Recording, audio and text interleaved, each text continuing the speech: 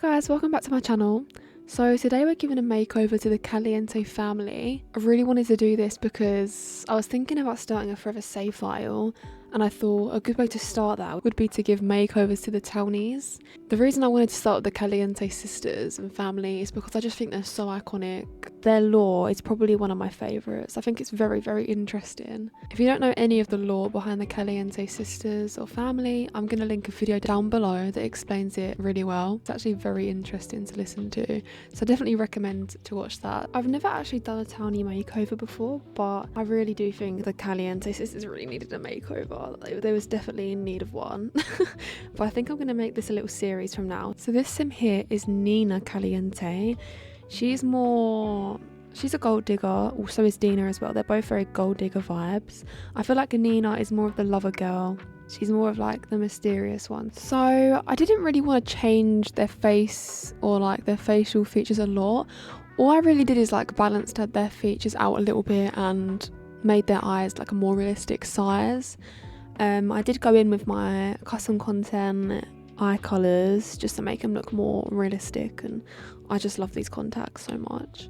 By the way, I am going to link the custom content I've used in the comments, so if you want to download these sims, then feel free. I will upload them on my gallery for you guys. For these sims, I only gave a makeover to their everyday wear. I feel like it was a bit unnecessary to do all of their outfits for like formal sleepwear, all of that. So if you download these sims, you can kind of decide their formal outfits and everything. I thought that'd be quite fun. So with Dina, I kind of wanted to give her like a glammy sort of makeup vibe. I wanted to give her hair like a blowout sort of thing.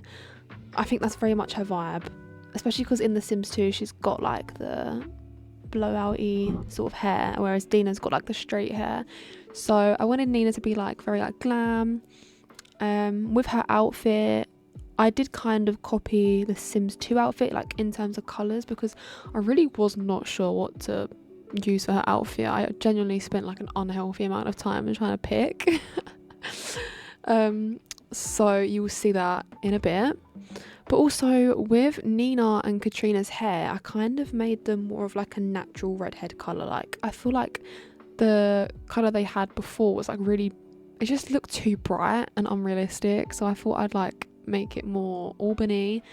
I think that suited them a bit more, and it just looked more realistic, I think. I also, instead of using the Sims body presets, I kind of just use the custom content ones because I think they look more realistic, because they give them like hip dips and everything. Just makes their bodies look more human, and I just prefer how it looks. I think it just looks better, and I like giving my Sims realistic bodies. So I use body presets on them too, which you'll see. Also, in terms of Dina's clothes, I feel like she's more of a classy fashion girl. I just imagine her just a classy fashion girl. I don't know, I just think she's got like a really good fashion style, and I feel like Dina has more of like a trendy fashion style, if that makes sense. Like she follows trends and stuff, and it's like that sort of look. I also went in with these Sims and made their skin like darker as well, because I know they were meant to be darker Sims, and they were in The Sims 2 as well. So I eventually did that at the end. If you've played with the Caliente sisters before, you'll notice they start off unemployed, but they have this really nice house, they have these nice clothes, you know, they're surviving really well, they have a lot of money. Well, they're gold diggers and they steal their money from men. And so this is why I think you need to watch the video that I've linked in below. By the way, I'm not being paid to tell you this. I just genuinely watched it the other night and I was like, it's pretty interesting. But for you to understand the lore, you need to watch it. The Sims 2 universe, the Sims 3 universe, like they kind of make sense in the lore. When you get to Sims 4, it's where it gets confusing. It's so weird because the Sims 4 is meant to be like an alternate universe. So it is a bit confusing, but once you understand, it's like, oh wow, like, it's actually a really cool idea. But with the sisters, I feel like they're just really like confident, they're flirty, and they're just so stylish. They know they're pretty. Their life is just full of drama, but I just love the drama, to be honest. I think it's funny. So with Dina, I wanted to give her more of a softer look. Obviously I kept her blonde hair. Like I said before, I gave her like a trendy sort of fashion sense, like she follows the trends and stuff. I don't think she would dress as classy as Dina, but yeah, Dina, I just gave her more of a natural makeup look, not as glam as Dina. And then also obviously with Dina's hair, I just With Dina's hair, I just kept it straight. I just wanted to make them similar to how they look in The Sims 2 as well. Like I wanted to combine that with Sims 4 and my custom content. I just feel like Dina's more of the softer, looks so pretty and innocent sister when she's really not innocent.